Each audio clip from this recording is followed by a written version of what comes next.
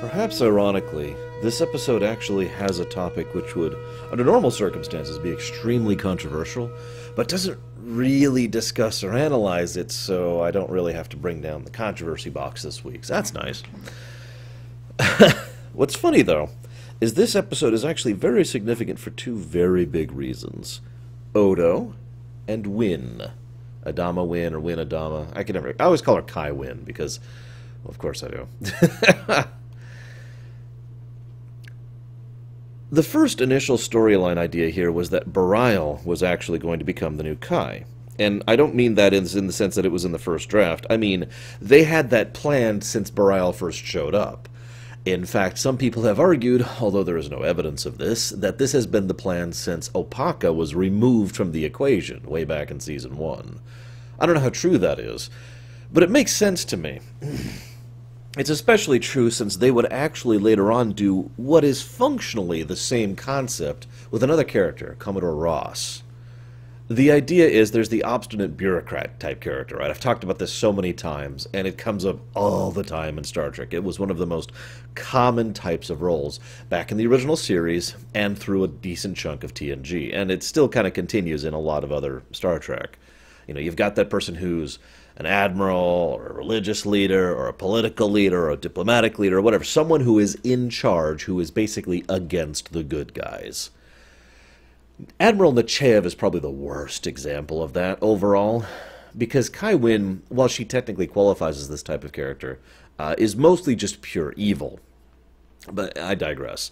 The point being, I mention this because the writers had this plan, and then they sat down to write this episode, and they're like, wait a minute, no, we need drama. We need someone who's against the heroes in charge. For once, I don't agree. In this specific case, obviously I don't want everything to go swimmingly for the characters, but again, as I mentioned, we know the value of a person who's in charge who's actually on the side of the heroes. Usually you have like one, maybe two characters like that, and they're there when you need that kind of support, when you need that kind of backing. When you need someone who can actually accomplish the things that you can't because you don't have the authority to or whatever. I brought this up back during the Circle trilogy, actually. That came up back then. So, here, we could have had that. Bareil could have been a powerful ally, someone who could have actually been basically the only sane voice on Bajor. A world who, I remind you, at this point has already gone through a lot of crap, including a small civil war, and doesn't really have anyone who's on our side, functionally speaking, unless you're counting Kira, and even that's kind of debatable. But no, we decided to go with the typical thing, and that's why I kind of look at this like, really? Now, again, I'm not trying to be a hipster. I know that there's nothing wrong with doing the typical thing so long as you do it well. But in my opinion, and this is just my opinion, and I admit this is with the advantage of hindsight as well, I think Wynn would have been better as a villain who wasn't in charge of the religion of the good guys faction. If she wasn't the Kai, I think she could have been a very effective and very powerful villain despite that fact. That's just my opinion. It especially is true because, you know, one of the biggest points of her entire character arc in every appearance she's had to date has been her rise to power. Well, now she's there, and if I could just be completely blunt, they don't really do anything that good with Wynn after this point in time. Now, I might be misremembering or forgetting a certain instance, so please forgive me, but most of what I'm remembering is over in Season 7, which I'm not going to spoil. But, I mean, Season 7 has a lot of other problems, so whatever. I also have to admit, there's one other line in here that's... It's not even a line, actually. There's one other thing that was thrown in, which I find amusing, because it wasn't part of the script. I don't know who decided to do it this way. I have a theory. Let me explain what I'm talking about. There's a scene in this episode where Odo reacts unusually when Kira admits that she's in love with Bareil. Now, with the advantage of hindsight, we can all look at that and be like, aha, that's just obvious, right? That was not written that way. The author of this episode, Mr. Holland, flat out says that he never designed that line to be written in that manner, and it's not in the script. So someone invented that little reaction after production, or after pre-production, so during production, in order to make Odo have that little reaction. Based on evidence, I would point most strongly to Cliff Bole for that. Now, Cliff Bole is actually a fairly excellent director. He's really good at magnifying events through the lens of characters. I think that's probably the best way I could display in his directing style. I know it sounds weird, but it's basically like a mix of keeping everything in perspective while still having the focus be on the characters, while still acknowledging the events going around him. So it's kind of a mixture of plot and character directing. He's pretty good at that sort of thing. If you're wondering who Cliff Bole is, among many other episodes, he directed The Best of Both Worlds, so that's probably all I need to say on the matter. I think he tossed this in, probably René Aubergenois as well, but at the same time, given later facts, maybe not. So again, all my evidence, I have no evidence. My only theory on this is that it's Bole, that he was like, just stutter a little bit when she says that. Just have a little bit of a reaction and then move on to the next line. And René Aubergenois was like, okay. I'll talk more about that later. What I want to talk about right now is religion, because there's nothing more that I love in talking about a Star Trek show than discussing one of the most hot-button topics in human history. No, it's okay. It's okay, guys. We're talking about a fictional religion, the Bajoran religion. The Bajoran religion's always been kind of fascinating to me because it's not structured like most human religions are, really. Like, you kind of have this pseudo-Catholic thing going on. They've got basically a Senate, a Holy See, really, going on. There are elected positions, there are ranks and tiers, and higher ranks have access to more things and have more power than the people below them, and there are certain duties and obligations that they have. There is the implication, although I don't think this is ever stated outright, that access to the orb is also limited based on rank, so that's another benefit of crawling up the ranks. So they basically have a fully fledged hierarchical political infrastructure. So in that sense, it's exactly like every other... I'm sorry, I swear I wouldn't get into controversy. But it is a fairly stereotypical religion, especially in a fictional sense, in that it is a political entity. Except there's the weird fact that it still manages to maintain a fairly strong spiritual current, helped by the fact that there is practical and indeed provable interaction with their deities, the prophets. They know the prophets are there. We, the audience, have actually seen the prophets and seen interactions with them, and will in the future. And the orbs are real things, which give real visions. So, you can kind of see how this kind of shifts a little bit from most standard fictional religions, especially given the fact that they don't seem to have any particular dogma. Now, I shouldn't say dogma, that's probably the wrong word, and I will completely admit I'm not up to my religious terminology, so please forgive me, because I actually mean no offense to any real-life people who are spiritual or anything like that. But what I mean by that is, near as I can tell, there's no, like, this is the core thing we venerate. Like most religions that I've analyzed, most of which are fictional, usually have like one core precept, and this core precept informs the rest of the organization, right? You know, all glory to Saint Eva. Everyone, bonus points if you know what I'm talking about. All prayer and veneration must go to Saint Eva is the core aspect of the Church of Saint Eva. Ergo, everything else that they do is all about getting more followers, getting more people to pray, and getting more people to venerate Saint Eva, because there's a practical reason why they're doing that. Spoiler alert, they're incredibly evil. Anyways, so I mentioned that because other than the prophets, like I don't know what the Bajoran core belief is. I would argue, and I admit that this is a debatable, that there is no core belief to the Bajoran religion. If there was something to be said as a core belief, it would be, we can endure. Because, this is just my opinion, the main reason the Bajoran religion, the prophet's religion, whatever you want to call it, prophetism, let's call it prophetism, got so widespread is because of the occupation. Now that can be debated, since the prophets, you know, time, blah, blah, blah, going into the past before the occupation, etc. But from what we know of Bajoran history, the prophetism didn't really become big until the occupation. Now that makes sense. There's some bigger, better beings out there who care about us and want, you know, what's best for us, and they are something to hold on to, basically. They're a boat. Credit if you get that reference. They're a boat. You know, it's just, I just got to get to this boat. And it gives you something to cling to when you're going something so horrifically atrocious as the occupation. That makes sense. But then the occupation ended, and everyone's like, all right, profits. Like, this isn't exactly a bad episode. I'd call it, like, below average, if I'm being honest. But the one thing that irritated me about this episode is how often people said the word profits. I should have counted. I should have had counter right. It's right here. It's on my desk. I should have had it and just been like, profits, profits, profits. Because, good Lord, here, profits. I'll give you the sound effect. Profits, profits. Because, oh my God. Because that seems to be all the Bajoran religion really is. The closest thing we get to an insight on the Bajoran religion, in my opinion, is actually in this episode, although this is mentioned before as well. Interpretation. There's these sacred scripts and sacred texts, and everybody interprets them in different ways. Now, that makes sense. Everybody's going to look at, you know, a Rorschach blot and see something different, right? But more to the point, certain people are going to say they interpret it in a certain way because they have an agenda. Either a personal agenda of bias or belief, a political agenda of desire or conquest, or a...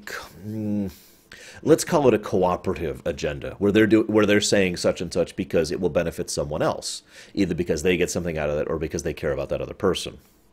So it makes sense to me that there's these interpretations of the scriptures, so to speak. That's logical. But that's all we got. And forgive me for talking so much about this, but this is just... There was a lot of scenes in this episode where I had nothing to say, and my mind just kept processing this whole concept of the Bajoran religion as we're, you know, for profitism. And I find the whole concept fascinating, but ultimately just a tease. I know this sounds strange, but I wish they went more into this religion on Star Trek. I know that sounds so odd, but from a purely fictional, cultural, setting-building perspective, I think they could have done more with it. I understand why they didn't. I mean, that's the kind of thing that would be kind of uneasy to do now, never mind back in the 90s. But nevertheless, let's move on. So then Wynn... I'm just going to start calling her Kai Wynn. Is everyone cool with that? So Kai Wynn shows up, and I just want to punch her in her stupid Nazi face. Now, again, none of that is hatred towards the actress. In fact, if anything, the actress is really, really good at playing someone this horrible. I've actually given her praise for this in the past. But, holy God, she plays it so well. Quick side note, I once did a role-play series of Fallout 3, where I play the character in character, and every episode is done fully in character. You know, so there's no, you know, it's a different type of a long play kind of a thing, basically. Several, it was so unpopular I had to cancel the entire role-play series. The reason most people gave for giving up on the series and for not watching it is because I was apparently doing a really good job of portraying a despicable human being, which I'm not sure what to make of. That was the intent. It's worth noting. The whole point was that Matthew, the character I was playing, started off just as a horrible, horrible, despicable brat of a human being and would try to drag himself out of that to something slightly better over the course of the game. Basically being punched in the face over and over by reality was the whole point of the arc. But my point is, bringing this back to Wynn, when someone accurately portrays someone so horrible, you can kind of understand why it's like, ah, God, right? I can't quite say that Kai Wynn is a get-off-my-screen character, but she is probably the borderline of that. For those of you who have never heard me talk about this, I've said many, many times that there's a difference between a character you hate and a character you hate. Because a character you hate, it's like, oh God, I hate him so much, yeah! And you can't wait to see that character, him, her, it, or whatever, on screen more, right?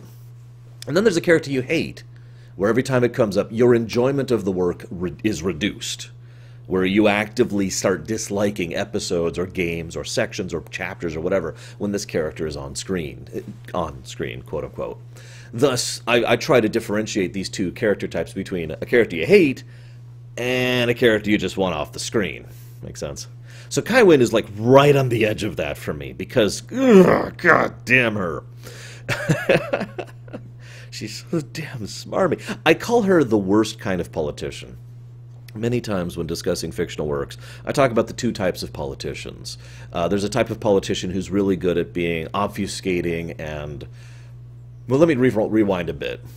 Because usually what I say is, I say this person's a good politician or this one's a bad politician. A bad politician is someone who is interested in themselves, who is selfish and wrong and evil. Let's just say it as bluntly as we can. And as someone who really only is playing the game and manipulating things and saying the right things in order to add to their own situation. They're usually the bad guys, if not directly, then indirectly. Then there's a good politician, which is someone who actually knows how to use politics properly and actually knows how to maneuver and work through a system in order to try and better the system or the people or the good guys or the situation or the country or whatever, right? I guess I should give examples here really quick. An example of the former would be that corporate idiot back in Aliens 2. I can't remember his name, but he's the guy who's Weyland-Yutani's representative. An example of the latter would be Vane Solidor from Final Fantasy XII. Moving on. So Kai Wynn, she's kind of a third type of politician I don't talk about that much. She's the obvious politician. An obvious politician, and at this point I'm kind of stretching the definition of the word politician. An obvious politician is someone who walks up to you and says, "Hi, let me try this. This is actually difficult for me to do, so give me a second here. I know what I'll do. I would never think to say anything bad about black licorice, because black licorice is so delicious. I enjoy it at every chance." "Oh, well, would you eat some right now in front of us?" "No, I'm afraid that doing so would not be proper decorum. Instead, I'm afraid that I will have to eat it in the privacy of my own domicile. Thank you." Right? That's an obvious politician. They're basically bad at everything. Everything they say is this spewing lie. It's an obvious lie, and it's so obvious no one's even supposed to really be deceived by it. Usually, bad politicians, this third category, are either sufficiently self-deluded that they really think they're actually deceiving everyone, or they are protected by some other mechanism, usually a social or political system, which makes it so they don't have to try. They can just overtly lie, and who cares about the consequences? Personally, I think Kai Wynn belongs in the latter category, but that is my opinion. So she does this constantly in this episode. That's why I'm talking about this so much, because every scene she's in, every single scene she's in, she just spews these kind of obvious lies and really, really direct, blatant, stupid manipulations. I liked her one scene with Cisco where she tries to manipulate Cisco in the direction of getting her passive support for her cause. Cisco, who of course is actually a good manipulator, as has been demonstrated already multiple times by this point in the show, completely smoothly and effortlessly maneuvers around her and says, "Yeah, I'll see you next week. Bye." I mean, he does it better than that, but he just completely outplays her. What I love about this is, in the end, she actually says, "Oh, and tell Cisco I'm afraid I have to cancel. I'm just too busy." Anyways. So, I'm going to skip the Cubist stuff for a second. So, I do want to mention one thing, continuing our theme of Kai Wynn here. Cubist reaches out to Wynn, specifically in order to try and barter his way down to the planet. Now that makes perfect sense to me, because Wynn is not young, and I don't mean that as an insult. What I mean is that she has been a religious figure during the occupation. And I have always had the very strong impression that she was also a hell of a bad politician, though she was still playing political games even during the occupation. And someone who was the head secretary of coordination between the Cardassian government and the Bajoran government would probably be aware of that, and would probably know that and be like, "I'll make you a deal. You like to make deals, right, Wynn? I'll make you a deal." Anyways, so let's talk about Cubist really quick before we continue on with the episode, because we have to talk about collaboration. Now, this is the other thing this episode does that, in my opinion, is not great. It brings up the topic of collaboration, paints it as a black and white issue, shows one shading of gray, and then moves on. I wish they did more with this. And not too much more. I don't want them to be ham-fisted, and I don't want them to lay down a decree from on high, but what I want for them to do is to really show more characters' reactions to this, show more of an impact of what this collaboration was and did. We see the bad side of collaboration. Kira lays that out very clearly. And the gentleman playing Cubist, I didn't write down his name, please forgive me, but the gentleman playing Cubist does a good job of showing just how horrified he is and how ashamed he is at being a collaborator, at being someone who willingly went along with things. It's a nice, it's actually horrible, but in fiction, it is a nice slice of characterization when someone does something horrible. I've talked about this before, actually, if you're paying attention. Does something horrible, knows that it's horrible, and chooses to do it anyways, and hates themselves for it, because it's the best option they got, or at least that's what they believe. And he did a decent job of portraying that. And I do like his portrayal of that, and I do like his position in the story as that. I know this is going to sound weird, but I wish DS9 was a little tighter on continuity sometimes, because to me this feels like such a logical follow-through of Crossover, where we saw how different circumstances and different environment could lead to someone living a very different life. Specifically with Kira and everything I talked about last week. I've already talked about it, so I'm not going to repeat myself. That right there is something that should have dovetailed into this. There should have been an acknowledgement of this, either vocally or in terms of just how she's reacting to him. Like, have her get enraged at him, have her fury and rage, and Odo has to restrain her. It's like, what's wrong with this? And she stops herself and looks down at her hands and realizes this and takes a moment, pulls herself back and walks away, and perhaps in private, because we usually have to say these things out loud in Star Trek, have her admit, I saw a little bit too much of what I could have been in that man, and I did not like what I saw. And just something like that.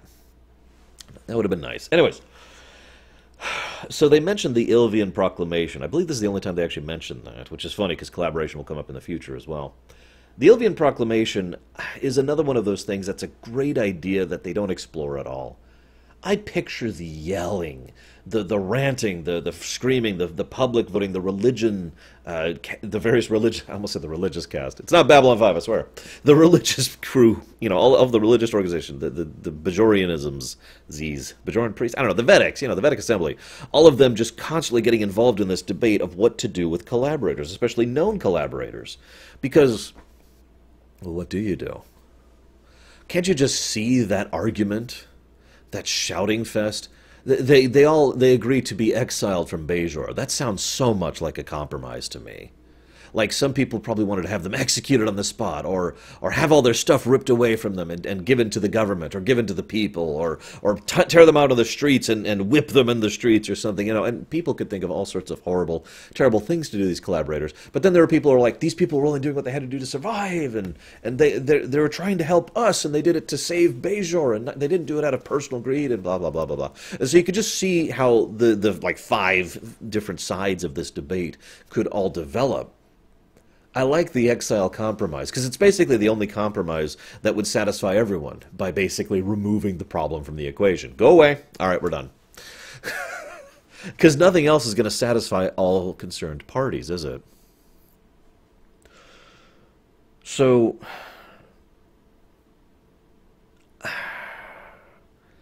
I've decided I'm not going to talk about collaboration too much more.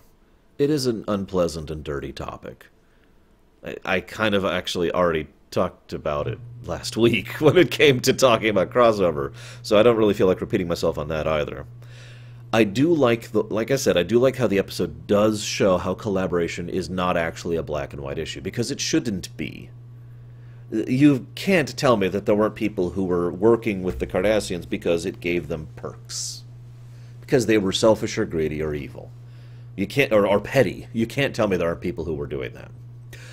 But you also can't tell me that there are people who weren't doing that because they were trying to save their families, or take care of their friends, or lighten the load on other Bajorans. We do know with reasonable fact, and I can't believe I'm saying this, because I want to stress, this is not an apology. I am not apologizing for the Cardassian Union. But we do know with reasonable fact that several of the Bajoran people's, let's call it, oppression meter was lowered a bit thanks to collaborators, thanks to people saying, I'm going to do this. In fact, one of those is demonstrably shown in this episode. 1,200 people to save countless others. They gave up the rebel cell so they wouldn't have to burn the entire area. Now, that is horrible. And let's make this clear. The crimes here, this is something I keep saying over and over in this show, the crimes are really on the shoulders of the Cardassian Union. However, you can at least see why, in the moment, with everything being kept into account and no advantage of hindsight, do I choose to sacrifice this 1,200, or do I choose to sacrifice all these people, is a decision one can make in favor of the former. Opaka literally gave up her own son and all of those people in collaboration with the Cardassians in order to spare the lives of others.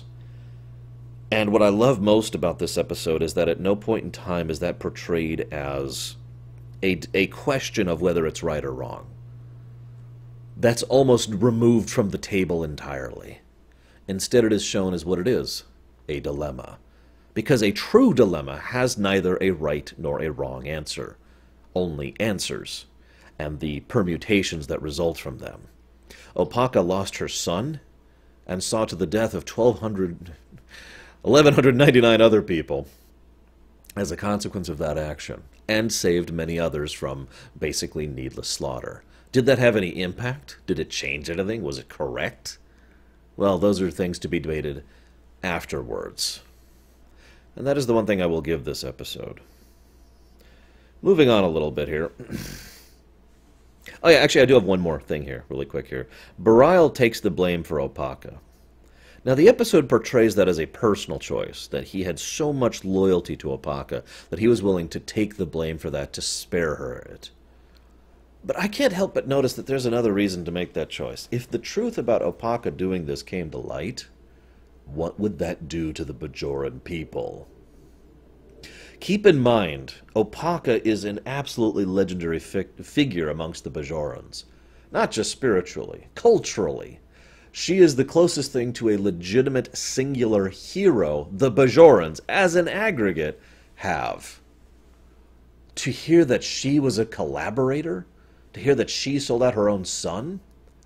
Do you know what that would do to the Bajoran people? That might quite literally lead to civil war. No joke. At the very least, it would lead to massive schisms between people, between families, between Vedics.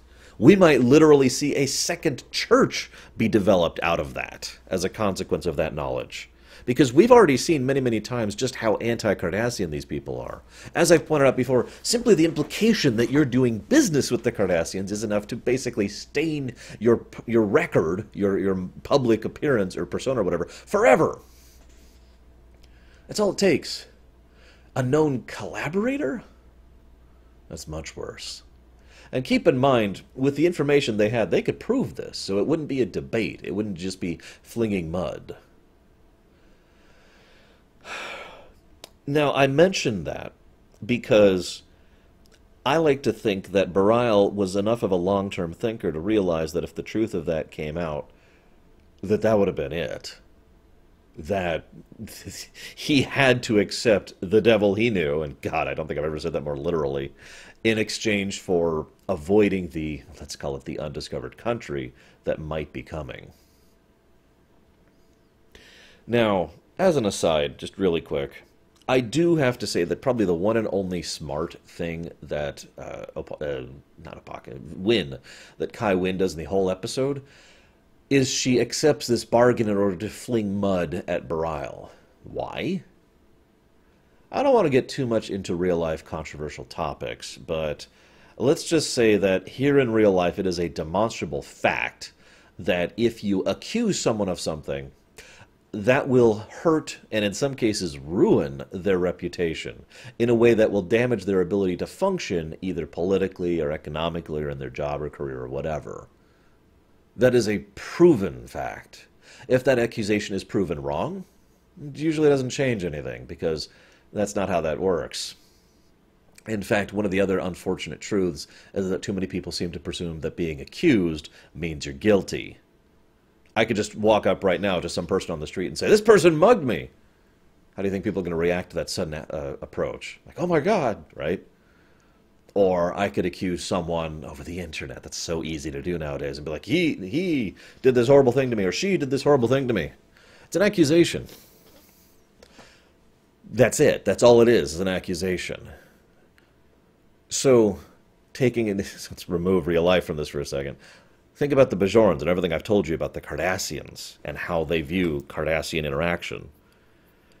The threat, the accusation of collaboration with Cardassians is all it would take to destroy Barial's career. The one and only thing she screwed up on was she didn't go public with this immediately. She should have. She should have just gone straight public with this, rather than trying to go through Kira to get whatever truth she wanted out of this. But again, Wynn's not a good politician. She's an obvious politician, so that doesn't surprise me. Anyways, so then there's Quark. I don't have much to say about it. It's a good scene. It is a good scene. The blocking is great, as ever. Credit to Cliff Bowl on this one. Because Armin Shimmerman is just kind of like clutching his latinum and kind of shrinking away, and both Odo and Kira are like being as intimidating as possible and basically forming a body wall, like closing in around him. It's really good stuff. I just wanted to comment on that really quick. So, I also have a small note here. This is the second time in just a couple episodes where O'Brien's been asked to retrieve deleted data and said, well, I can do that, but it'll take a while. I don't know if that's deliberate, but I do like the continuity there. Which brings me to my next point. Odo has a wonderful line, which I paraphrased here because I didn't get it all down in time. Even the best of you are capable of terrible things in extreme circumstances. I like that quote. It's obviously indicative of Opaka. That's the point it's being leveled here at. But I also love the way it's presented given what we just had in Crossover. Again, I hate to repeat myself, but this would have been a perfect time for Kira to just kind of lose her fire and kind of give that knowing look, because she just recently saw what she would be like in extreme circumstances and how terrible she would be. And that would be an excellent way to just kind of showcase some of Kira's character growth. Ugh, say that 5 times fast. And honestly, I think that would have been an interesting new direction for Kira. I hate to say this because I love Deep Space Nine, but I wish Crossover mattered more for Kira's character arc. I really do. Because near as I can tell, it has no impact on her whatsoever. And it should. I have naught else to add. I do hope that you guys have enjoyed. I'll see you guys next time.